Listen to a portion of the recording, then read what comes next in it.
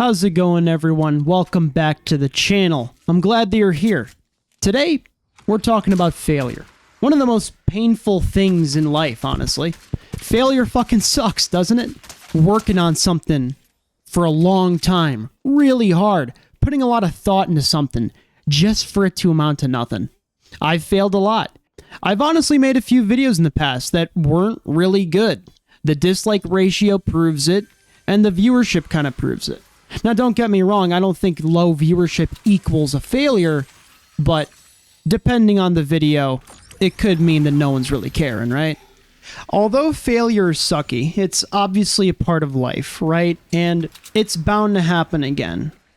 And when you do fail, I want you to think that actually you should be proud of yourself, because failure is proof that you tried. Denzel Washington actually had a really great commencement speech, and his take really stuck with me. He says here, "Nothing in life is worthwhile unless you take risks. Fall forward. Every failed experiment is one step closer to success. Be an experimenter. Try new things. Failing is fine because it's proof that you tried. It's proof that you care. And it's proof that you're growing. Failures don't mean that you failed and you're stuck. Failures mean now you know where the gaps are and you know how to go farther along. Failure is learning.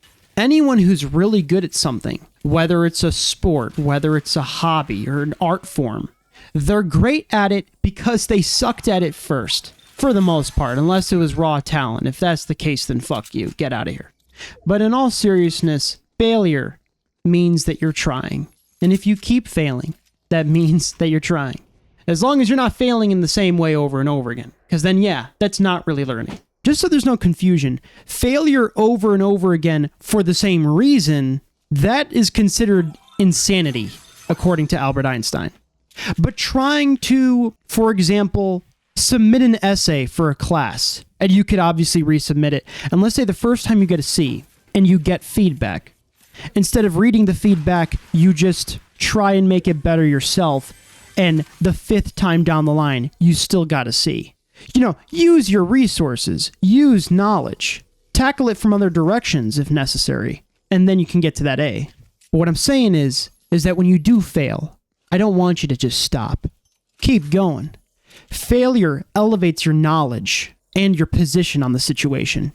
You have a grasp of what doesn't work, therefore, you're going to have a grasp of what does work. And lastly, this conversation reminds me of Mark Rober's TED Talk on the Super Mario effect. When you play the first level of Mario and you die because you walk into a Goomba, now you know you can't just walk into one. If you're a few attempts deeper into it and you fall down a hole, now you know where that hole's at. And then 10 attempts in, you'll understand the dangers. You'll know the map more and more. And you're going to get to that flagpole. You got to remind yourself how important that flagpole is to you. And while the danger exists, just keep going. And the process, the journey, is low-key fun.